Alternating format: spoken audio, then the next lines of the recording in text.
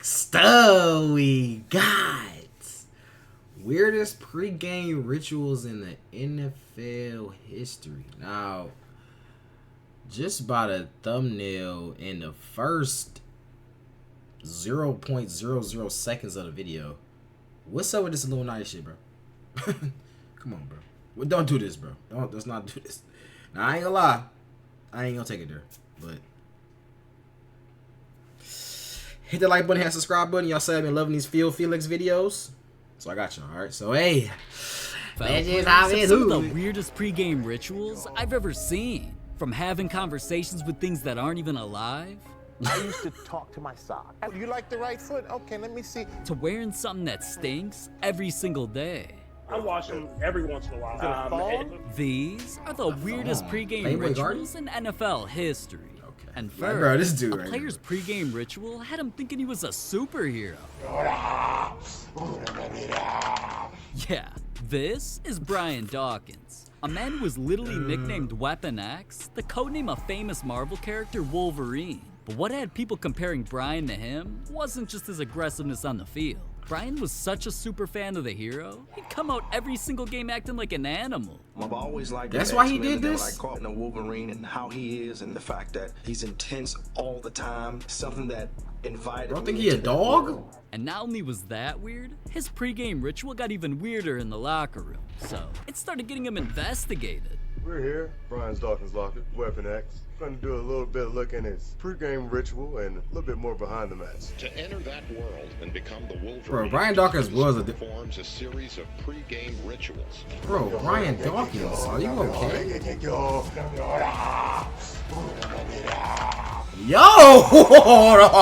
that's what I'm saying, bro. No. If I see a nigga doing this shit before the game, take helmet off, shoulder pads off. Coach, I don't want to play. Coach, he thinks he's a superhero. Coach, I'm scared for my life, coach. Coach, I'm scared. Bro, and I'm over here running around, and, you know what I'm saying, catching passes next to Brian Dawkins. He tackled me. I'm like, what the fuck?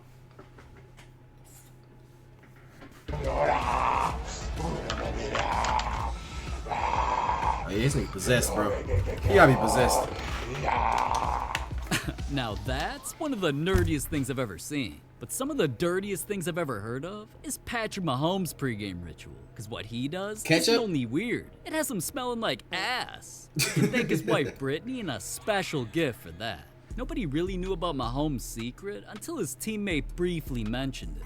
Superstitions Patrick Mahomes has before games. Take a listen. The same pair of underwear, which probably not a lot of people know. On game day, he's been wearing it since I've been a part of it. And when I heard that, Mahomes had me and the entire world wondering a lot of things, like what kind of underwear even were they? These? Chiefs man thong coming through. But as Mahomes just kept dominating the league, some NFL legends had to get to the bottom of his secret ritual. Patrick, we saw your old teammate said you have a few superstitions and that one of them has been wearing the same pair of red underwear on game day for years now. And I love a good superstition, but could you just do something like eating the same pregame meal? Did it have to be the red underwear? Well, first my wife Brittany got them for me, so I'm not throwing y'all down, but I have to wear them. At the same time, I threw them on that first season. We had a pretty good season that season. I only wear them for game day though, so they're not too worn down. They're not like these like nasty. Wash them? I do. I wash them every once in a while at least. Is it a thong? For the D-string? What is it? I mean, if we're on a hot streak, I can't wash them.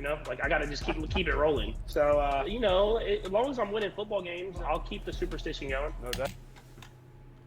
Whoa. Pat my homies. Hold on. He asked you, was it a G-string or a thong? And you didn't say nothing. You changed the conversation. And you didn't cover it up either. Because if it's if somebody asks you if you wearing a thong, you'll be like, no, I ain't wearing no thong. You know what I'm saying? That's just something quick. You don't, whatever you're about to say, you don't stop saying it and say, yes, I was not wearing a thong. Like, what? You know what I'm saying? You're going to defend yourself. Bro, smiling. Pat my homies. Pat my homies. And he say, like, ketchup. Something we don't know about. Out. Damn. So, I guess... Well, as long as I'm winning hot streak, I can't watch it, you know? Like, I got to just keep it rolling. So, you know, as long as I'm winning football games, I'll keep the superstition going. No doubt. Damn. So, I guess me and Mahomes are the same? I wear my subscribe to FieldFlix underwear every day. Well, the difference is I'm still ass at football, and Mahomes is out there smelling like ass on a weekly basis. Now, all right. Enough about rituals involving what's inside another man's pants. Another player's weird ritual involves someone purposely injuring him. I never thought a 6'7", 350-pound machine would ever let anybody touch him and get away with it. He's the biggest man you ever saw in your life. But for John Henderson, he needed to get hyped up before games. So he would force people to bully him in the locker room. Oh, I think I seen this. After slap. After slap. Can I even show this, bro? Like, bro, what is going on? Like, nah, I ain't gonna lie. This is a pregame ritual. This like the first pregame ritual is like, okay. You know what I'm saying? He a little psycho in the head. We know that. But it's a pregame ritual, so. And he probably getting turned on by the shit too, bro. I know his wife be doing that same shit after the games. I just know it. Slap. After slap. After slap. This man was always getting his cheeks clapped. And sometimes only once wasn't enough.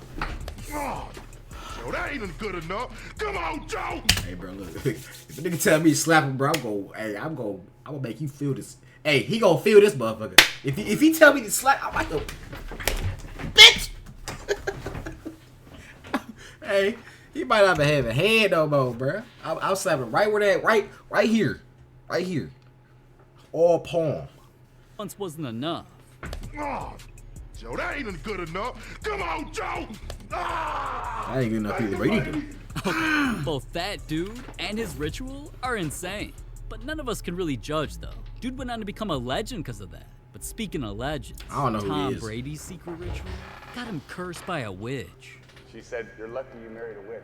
Now, I know that sounds like cap, because when Brady said that, most people took it as a joke. But his ex-wife, Giselle, wasn't who everybody thought she was. Brady admitted that she would do things to him before games that would make him a better player than everyone. But she also warned him that if he didn't follow her exact instructions, he'd fail miserably. So she put together a little altar for me that I could bring with pictures of my kids, and I have these little special stones and healing stones. Oh, she's spiritual, okay. Protection stones, and she has me wear a necklace and take these drops she makes, and I say all these mantras. Now, okay, all right. I know all that sounds crazy, but then I actually found out that Brady drinks weird colored drinks. I also saw some old footage of his locker where he had every piece of the ritual that he mentioned. Pictures of his kids, a special necklace with healing stones that brought him strength, little note cards with written rituals that he'd say out loud, and even a statue of a Hindu god. What's scary though is that some people believe the god he was worshiping was actually a bad thing, and they believe prayers to it bring spiritual darkness or demonic activity. But Brady eventually believed that following his wife's rituals were the right move. Oh my god, bro, it's flexing. Oh my god, it ain't no way Super Bowl ring that big, bro. Ain't no way Super Bowl being that big, bro. That motherfucker just. Oh. And at first I was like, this is kind of crazy. And then about 4 years ago, we were playing the Seahawks, and she said, you better listen to me. This is your year, but this is all the things you're going to have to do to win. And I did all those things, and by God, it worked. It was pretty good. And then in 2015, it was about early January, and she said, you know how much I love you? And I said, yeah. And she said, I just want to let you know this is not going to be your year. And of course, we lost. I said, what does 16 look like? And she said, 16 is going to be your year. So it was early January this year, and I said, babe, do we have a chance? And she said, yeah, but you're going to have to do a lot of work, and you're really going to have to listen to me. So, man. How is she predicting the future, though? Hold on. Hey, bro.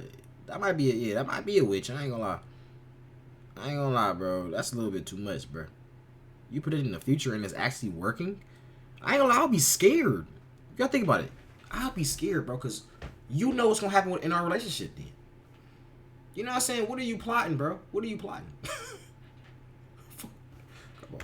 We have a chance. And she said, yeah, but you're going to have to do a lot of work, and you're really going to have to listen to me. So, man, I listened to her. And right after the game, she said, see, I did a lot of work. You do your work, I do mine. She said, you're lucky you married a witch. I'm just a good witch. Man, now you know why Brady became the GOAT. But the weird pregame ritual Josh Allen does with his throw should have this man being rushed to the hospital.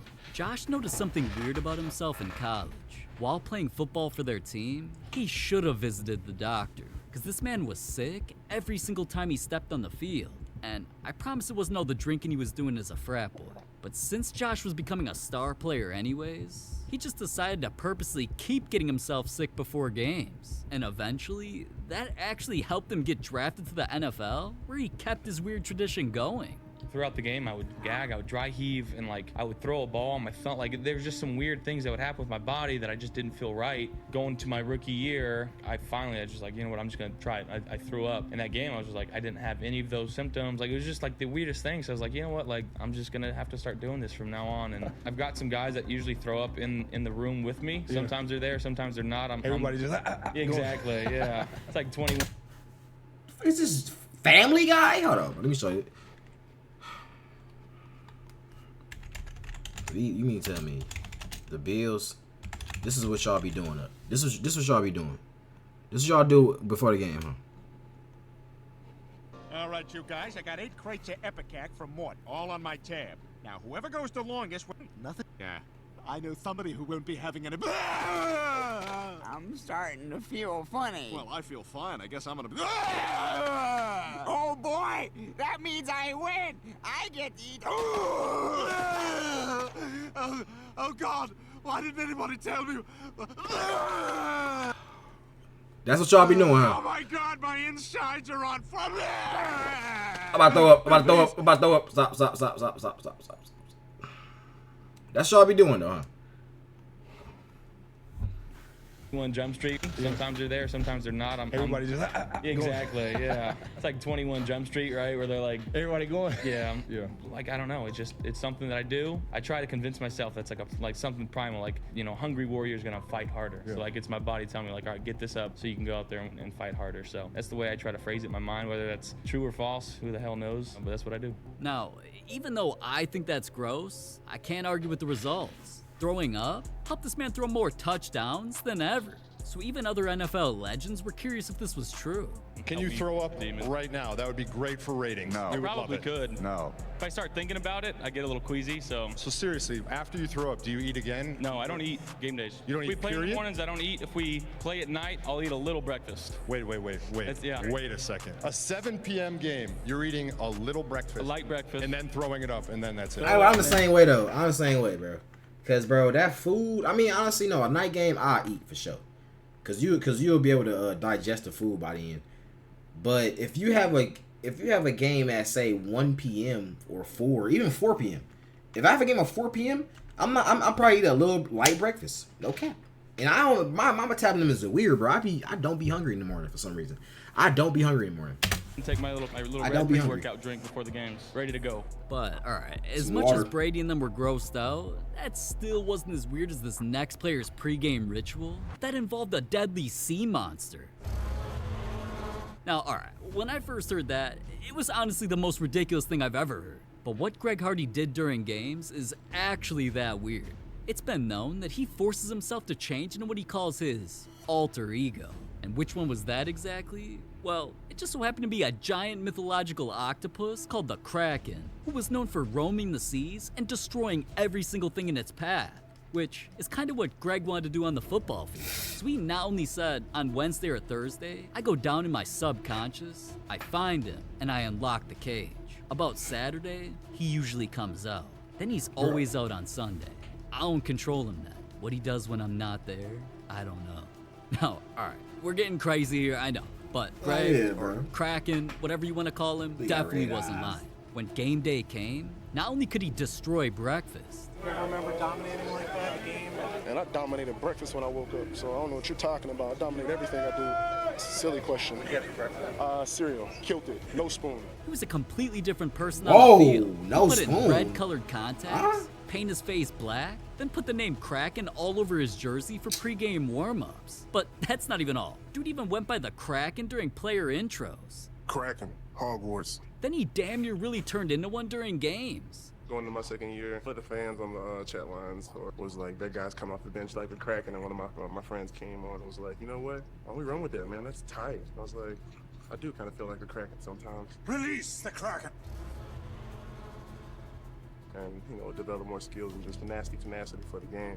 I embodied it, you know, just separated it from, you know, my real life, everyday person. Crack comes out, it's whatever happens, happens. You're stuck with it. It's not my fault. If you're in my way, I'm gonna remove you. You got an attitude, I'm gonna kill it. Feel like I'm gonna stop. When the next level comes, I was already there. I've been this guy for my whole life. It's finally able to come out and just be its own monster. It's my job. My job, you know, people get killed, people get hurt, careers get ended. That's war to me. You know, let's get killed or do the killing. And once the NFL saw how crazy his alter ego made him become, they literally posted his face paint on a board and claimed it was a violation. Now, I don't even blame the league for that. Dude's a freak.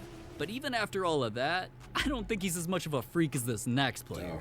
Okay, ready? Because his pregame ritual involved talking to things that weren't even alive. Oh no, this is the Pregame ritual? I used to talk to my sock. Okay. Well, you want me to demonstrate? I mean, I'll demonstrate exactly how it would go. I would get to the locker room, and I would grab my socks, and I would look at them, and I would go, which one of you should be on the right foot? Huh? You like the right foot? Okay, let me see. And then I would get it halfway on sometimes and go, no, you don't like the right. I'm sorry, you like the left foot. If I didn't. I ain't gonna lie, this is some shit that girls be doing, bro. Do Michael Sherman got a wife? He been hanging around his wife for too long. You know, after so long, you and your girl start being the same person. Really, you start taking stuff from her. She starts taking stuff from you. That's some shit that's what happened. That's what happened. Which one of you should be on the right foot? Huh? You like the right foot? Okay, let me see. And then I would. Do you like the right foot? On the right foot, I would be off balance. And now I see socks with right and left and an R and an L, and I'm like, I was ahead of my time. Now, okay, talking to things that can't talk back? I kind of feel that. My neighbors probably think I'm just screaming about NFL players at the wall right now.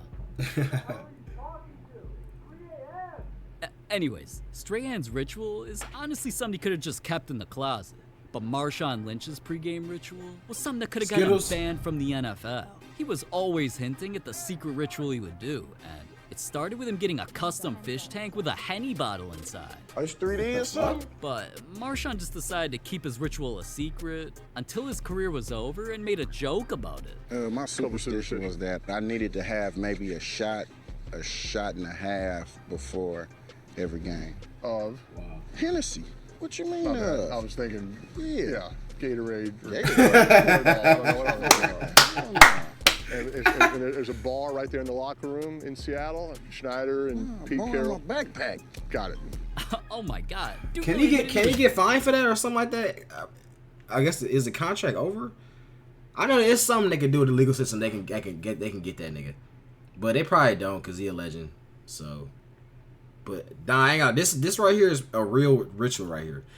Bro is taking shots before a game. Now, I can't even knock it, to be honest. I really can't even knock it, bro, because I ain't gonna lie. When you drunk, especially if you intoxicated and you still know what's going on, it's the difference between being intoxicated and you don't know what you're doing.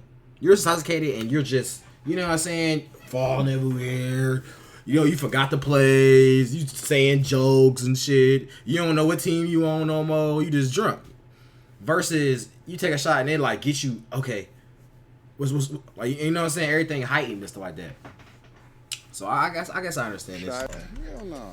And there's a bar right there in the locker room in Seattle. Schneider and Pete Carroll. My backpack. Got it. Bro said bar in my backpack. Dude really admitted he was drinking on the job, but apparently doing it gave him superpowers, or maybe that was just the alcohol talking. I don't know. But regardless, though, if the NFL knew what he was doing, the least of the consequences for drinking could have gotten him fined. Like when other players drank during touchdown celebrations and were fined over $13,000 each time. According to the NFL rulebook, the league prohibits any alcoholic beverages on their premises for players. And it's not only on the field. We even heard about players hopping on planes, then privately drinking in the sky, until the NFL found out and they banned the player for a year. Damn, drinking is definitely something the NFL takes seriously. So it makes sense why I ain't in the league.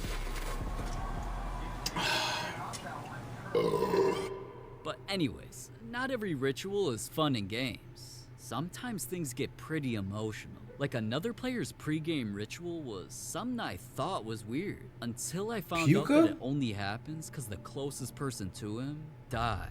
The only reason Puka Nacua plays in the NFL or even has a chance to do a pregame ritual was all credit to his dad, Lionel. When Puka was only a kid, his dad was so determined to get him to the NFL that instead of letting him watch cartoons like a normal kid, He made Puka watch football film, then would make him do drills and even tackle him saying, "You got 10 seconds to get up." Now, doing little things like that were definitely giving Puka an advantage over other kids. But all of that changed when out of nowhere, while Puka was only 11 years old, his dad was rushed to the hospital. His health was in jeopardy because of a long battle with diabetes, and not long after, he sadly passed away. R.I.P. Puka was devastated, but he knew he had no other choice than to use his dad's death as motivation to not only eventually make the NFL, but create a special pregame ritual. So eventually, once his dream came true and he finally became a professional, the thought of his dad not being there to watch created his pregame ritual, crying. This was Kua at the end. Oh, you gotta cry with every game? Feelings that he has for his father whom he lost, and he thinks about him pregame and gets into that state and just grateful for every single. Now that's I agree with this. I like this. I like this pregame ritual. Dang, that's crazy. It gets you when you hear him talk about the fact that he's talking to him in those moments as the anthem is playing, telling him, "Hey, I hope you're proud of me. I hope you're watching me. Just trying to do what you said I would always do." And it wasn't just a one-time thing either. Puka literally cries before every single game that he plays for his dad. Even recently, after becoming a bigger star than ever, Puka set an NFL record. And even though it wasn't his pregame ritual, he still got emotional, all because he knew his dad would be proud. I'm going to stay with your heart for a second, because it was your dad that got you into football. He had you break down film and not watch cartoons. You are over 1,000 yards, and you are the fastest Rams rookie in franchise history to do it. I know he speaks to you on the football field. What would he be saying now? I'm not sure. I would hope the worst. I am proud of you, Puka, would come out of his mouth, and I know they would. Maybe in not a time that I would be able to hear it, but you give me a big hug and just tell me to keep going. One day at a time. The job's not finished. What a great job today. Congratulations on the win and the performance, Puka. Thank you very much. Man, you gotta respect Puka, because everything he's gone through is heartbreaking. And speaking of heartbreaking NFL moments, it turns out a lot of other players have gone through much worse. Like the NFL player. Hey!